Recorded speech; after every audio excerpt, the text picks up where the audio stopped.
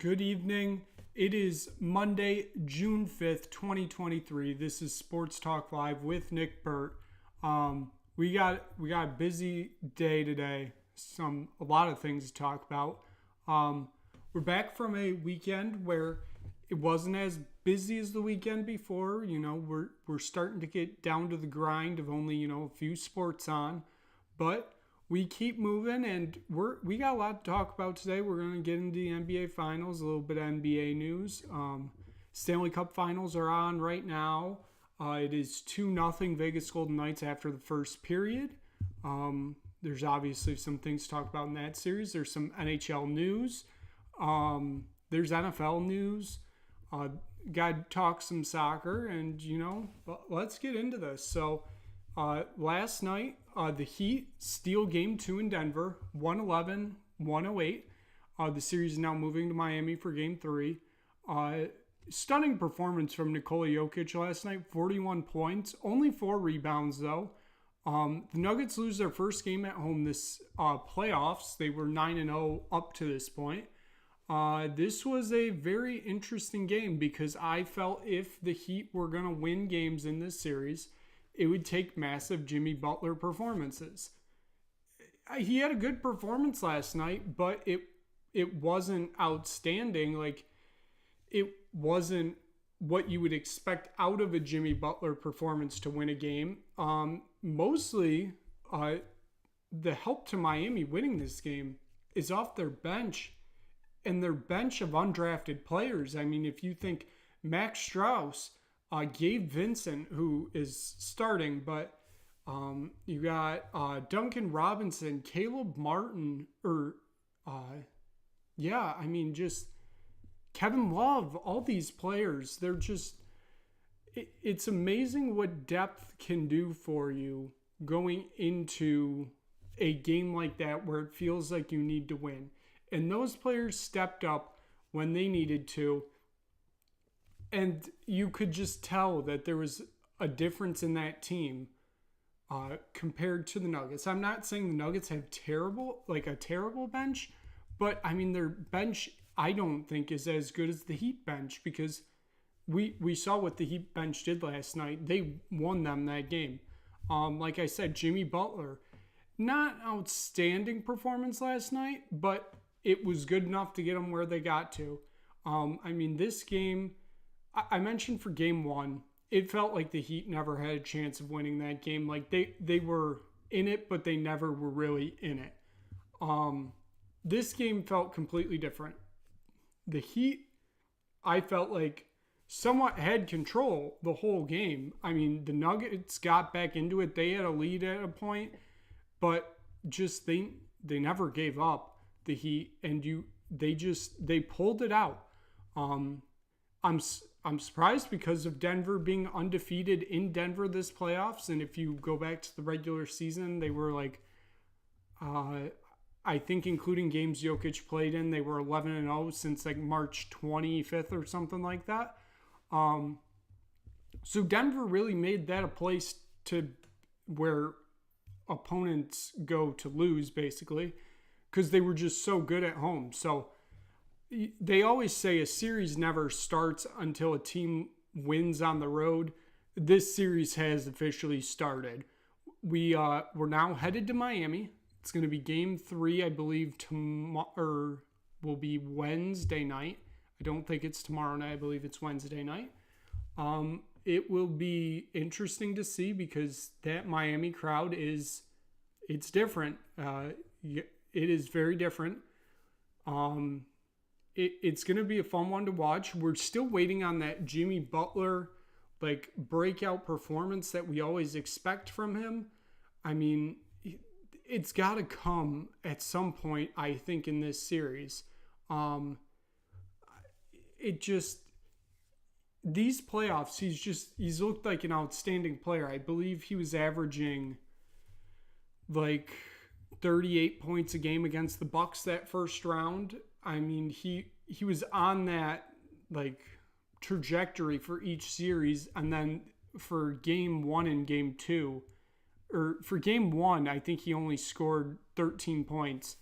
So you kind of expected him to have that kind of performance come game 2. And I mean, he didn't have a great, like I said, he didn't have a great performance, but it wasn't bad enough for them to lose the game. So I think this puts all the control in Miami's hands, because now it more looks like that they can win these games without that Jimmy Butler performance that everybody's expecting. Now, Denver, on the other hand, I saw an interesting stat that the Nuggets are 0-4 when Nikola Jokic scores 40 or more points. That's just, it's such a weird stat to me, because you would think that would lead to victories, but it does not. So, and I think a part of it with them losing last night, it was the 4 assists, the Heat holding him to only 4 assists on the night. I think that was a huge key in them winning this game. It's going to be a game of flows, basically. I wouldn't be surprised if we go back to Denver for game 5 and it's 2-2. I would not be surprised by that at all. It just kind of feels like that's how the series is going to be. I felt like if Denver won last night, it was going to be, okay, we may go 5 and that's going to be it. This series has completely changed now. I believe that it's going to be 6 or 7. I don't think it's going 5. I think it will take a massive performance for the next 3 games from a team to make it go 5. It's going to be a fun series to watch either way. I'm excited to see how it plays out. I mean, it should be interesting to see how it plays out. And, we still have potentially, 5 games left of this. It could be one of the all-time series, even though, people were complaining that this would be terrible for ratings, which, again, if you don't work in the media industry with numbers and stuff, you shouldn't be caring about ratings. That's my opinion. So with that being said, we'll move on to some NBA news and notes. I mean, there were some things that came out over the weekend and today that just felt like need to be mentioned. There's a report out that Kyrie Irving contacted LeBron James in hope for LeBron coming to the Mavericks. There's absolutely no way that's happening. There can't be a way that happens. I don't see LeBron doing it, and the only way I see him reuniting is if Kyrie somehow ends up in LA, and I don't think that's happening either.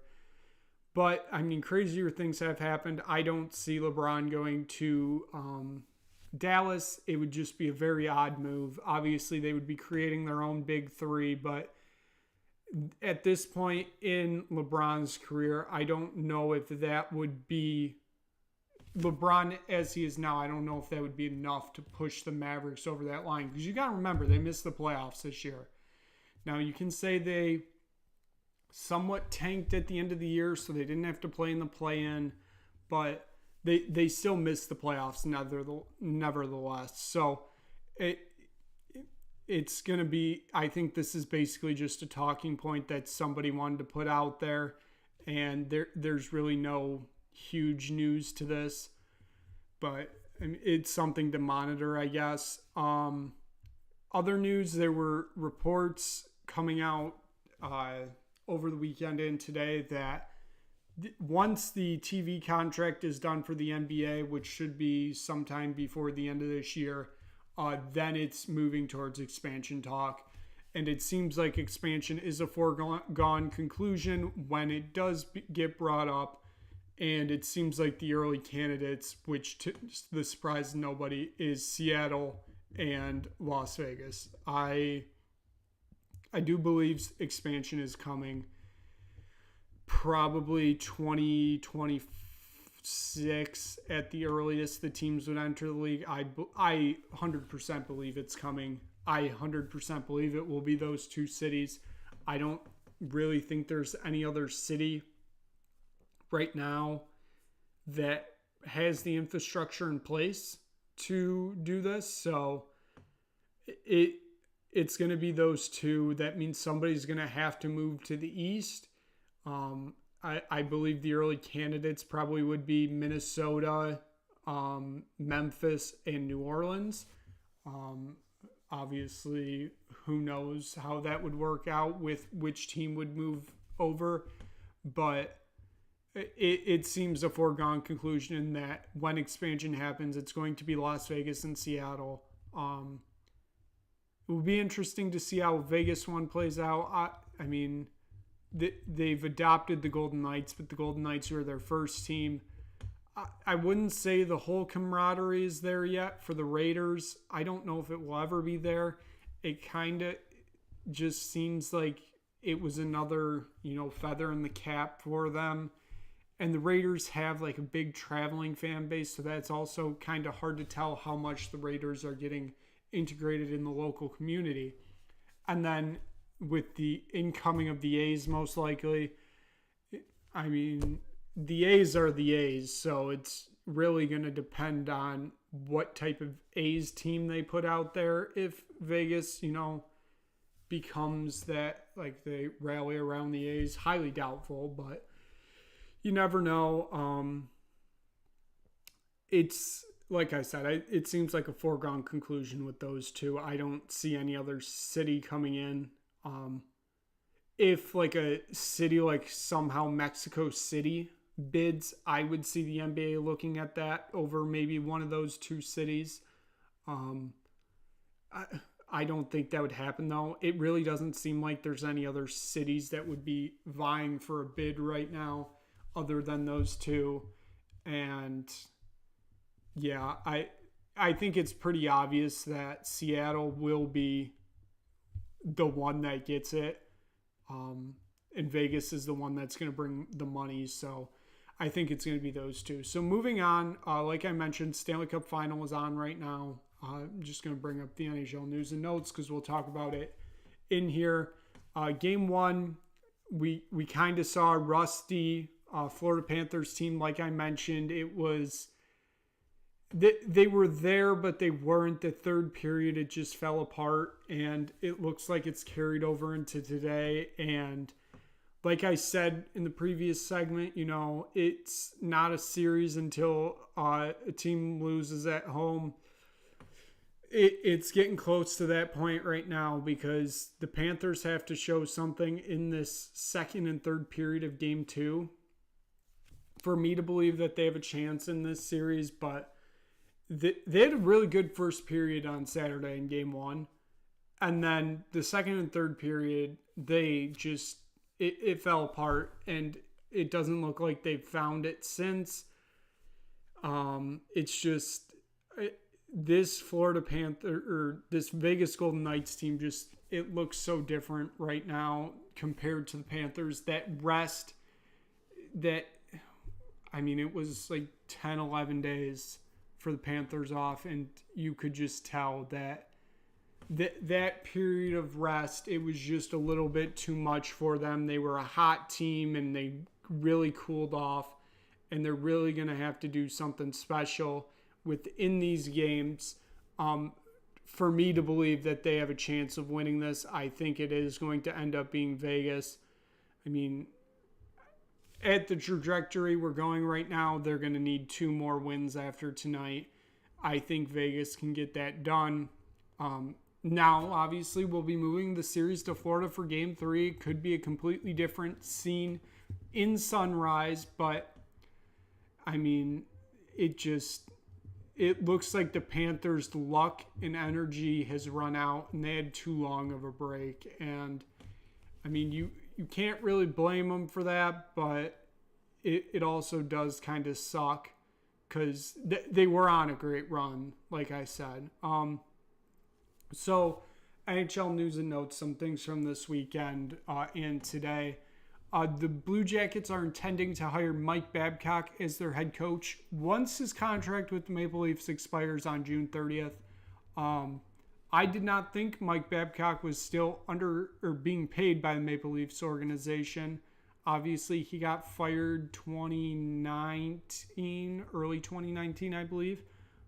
Or early 2019 or early 2020. I believe it was early season 2019-20, so it was still in 2019 he got fired. I'm shocked that he was still under contract, and I'm shocked that this hire has been made. I thought he was done in the league once he got fired. All those stories came out about how he was running the Maple Leafs team. It just kind of seemed like it was sayonara for Mike Babcock in the NHL. And now he's back with the Blue Jackets come July 1st. This is, like I said, very interesting hire because Mike Babcock doesn't seem to be a great coach with youth players, and the Blue Jackets are a somewhat young team. So this is going to be very interesting. I'm thinking it may end up being like a Tortorella situation in Philadelphia right now. Where it just gets really weird. It kind of feels like it's going to get really weird for Columbus, and this hire just still doesn't make sense to me at all. I'll just be honest, it doesn't make sense at all. I don't get why they did it. Last night I watched the Memorial Cup Final. The Quebec Ramparts win the Memorial Cup for their third time in their history. Led by head coach Patrick Roy, most likely his final game as head coach for the Remparts. I thought he was a shoo-in for that job. I mean, he's been working at the CHL level, specifically in the QMJHL, the past 6-7 years, basically ever since he got fired in Colorado in 2016, I think. He's been back in Quebec. I thought he was going to get that job. He doesn't. As I say that, the Vegas Golden Knights score a third goal. It is now 3-0. It just looks like Bobrovsky very much cooled off from that hot start, those first three series. I mean, you got to remember, he wasn't the starter coming into the playoffs, so very, very interesting things going on in Vegas right now.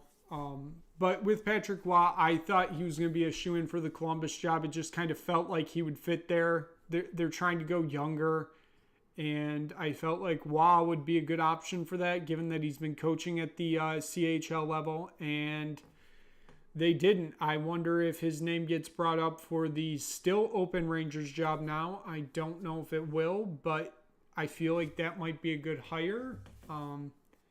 It does feel like it's an ultimate boom or bust hiring him. It could either go absolutely amazing or absolutely terrible. So we'll see what happens with that. The Anaheim Ducks hired Greg Cronin as their head coach. I did not hear of this guy until last night. He was the Colorado Avalanche AHL affiliate head coach this year. He was a previous assistant for the Leafs and Islanders. So I don't really know much about this dude, but I mean, he's, I believe, 60 years old. This is his first head coaching job. Interesting hire because I figured the Ducks would also want to go a little bit younger, but they obviously saw something in this guy that I don't, because I didn't hear of him until today, basically. So it should be interesting to see how this plays out. And finally, Cole Caulfield signs an 8-year, $62.8 million extension with the Montreal Canadiens. I think this is a great contract extension for the Canadiens. He's a young player for the future. I think he's going to be really good for them. And I think they got him at a good price. It's not too much. It's not too little. And you got it right before. I believe he's going to have a big breakout season.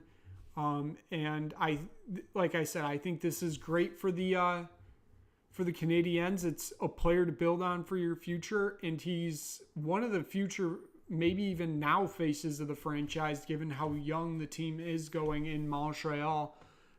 So I like that signing for the Canadiens, that extension.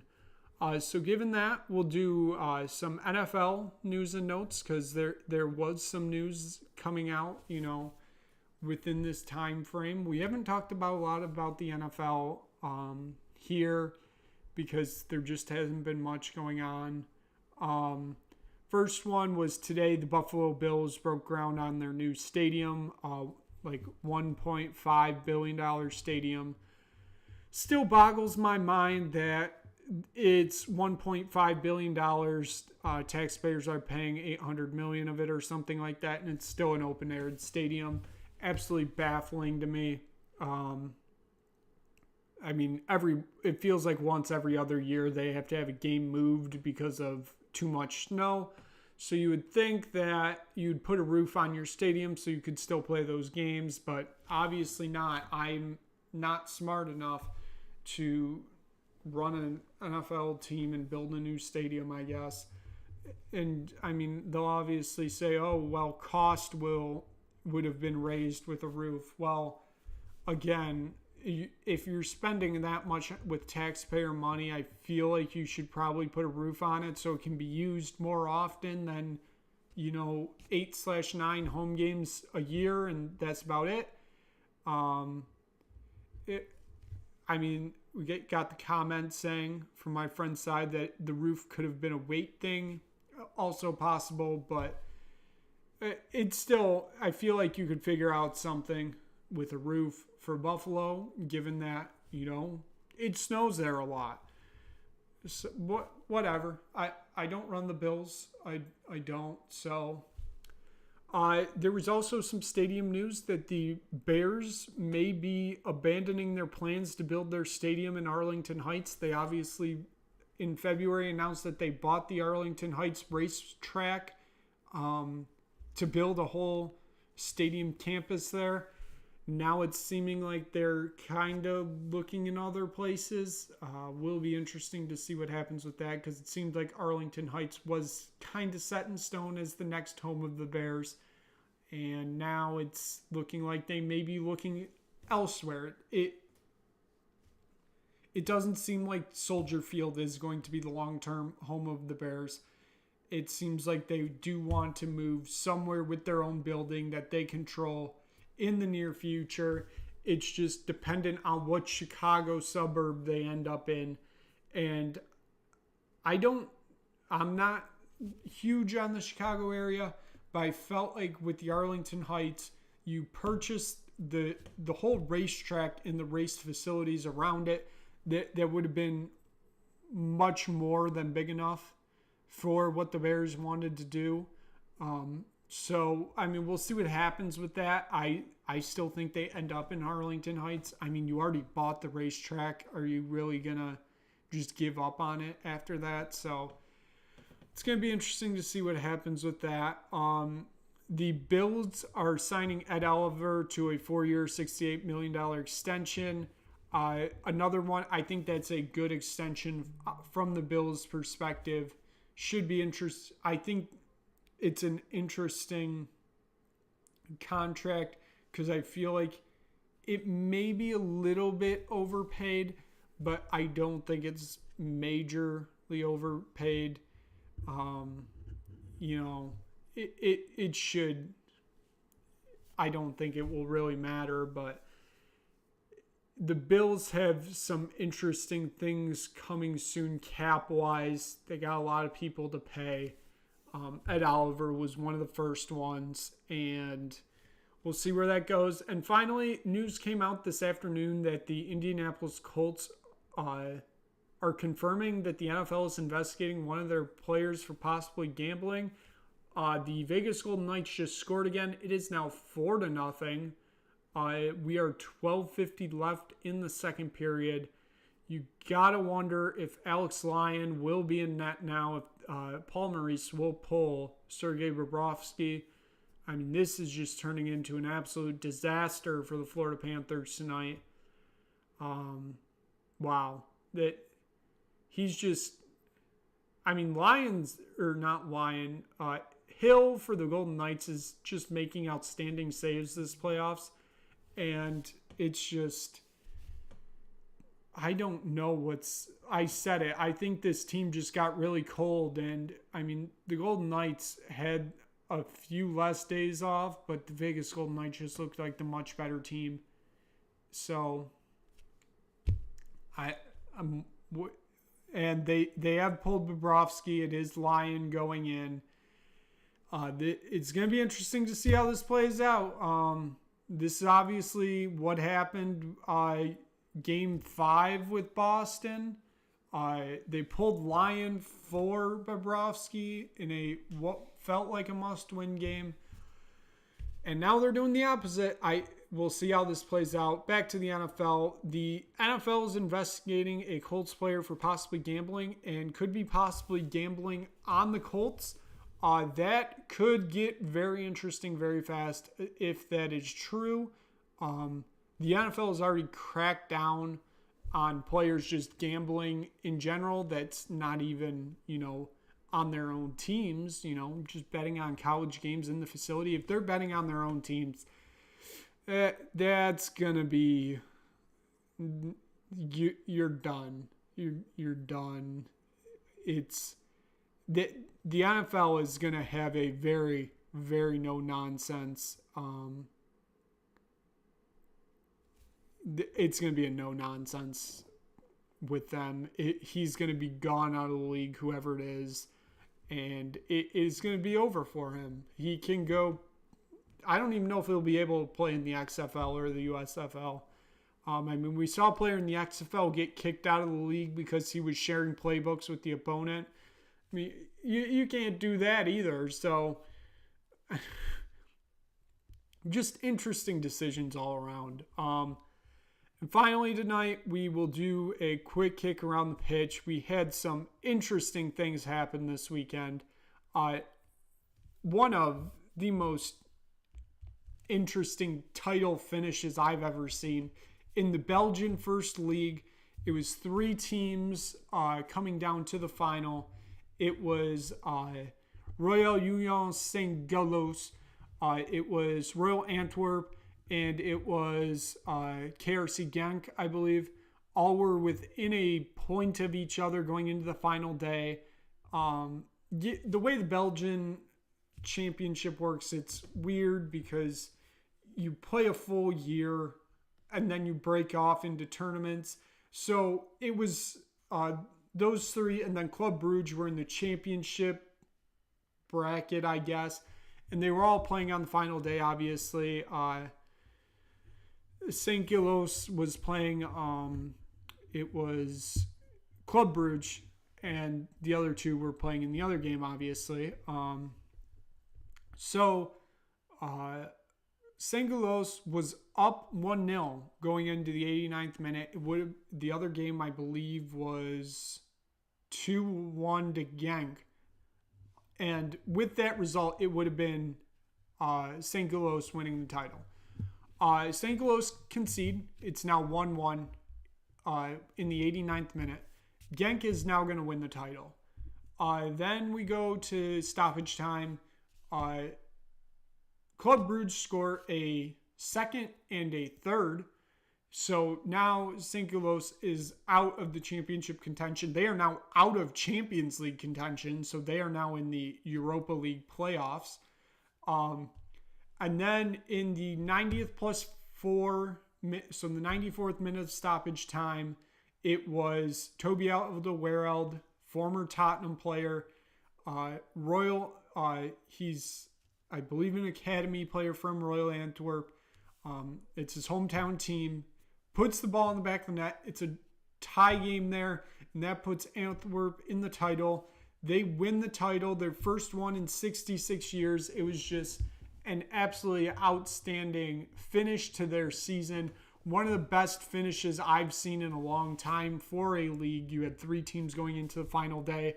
Each team had the title won for themselves within the last 5 minutes of the season. So that one was just fun to watch.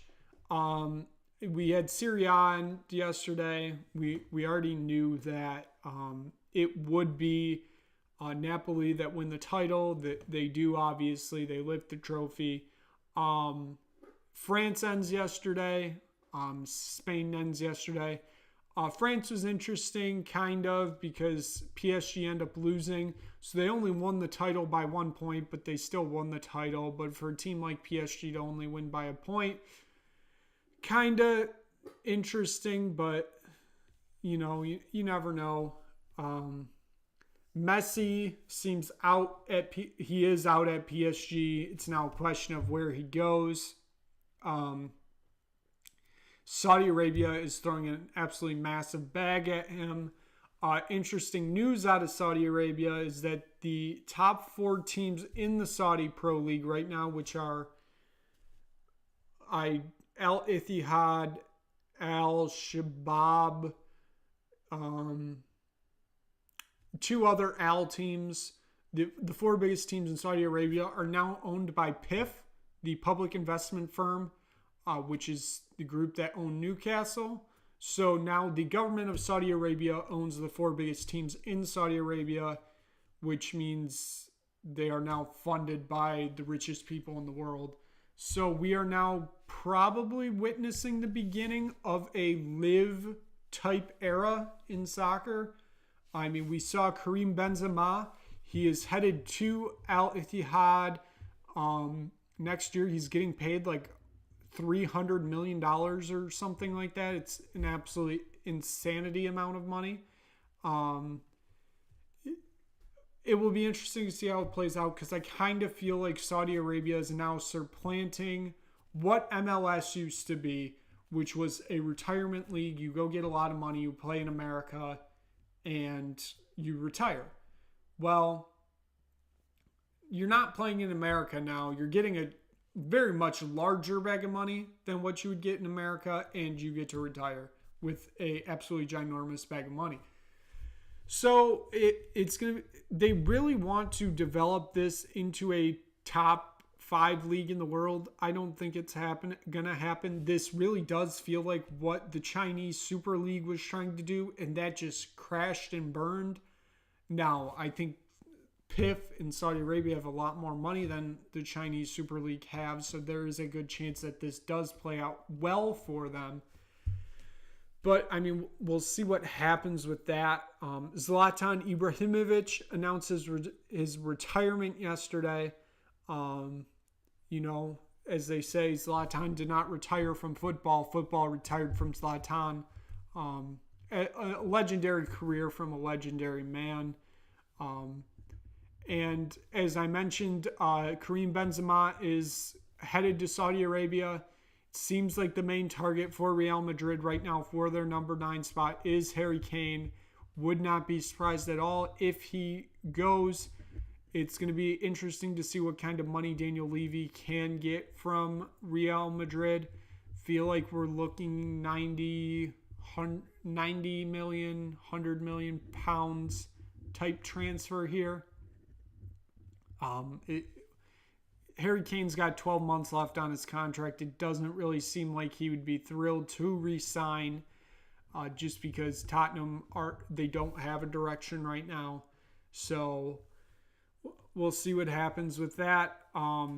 Speaking of Tottenham, Ange Postecoglou, the Celtic manager, the Australian/Greek man, will be the next manager of Tottenham Hotspur.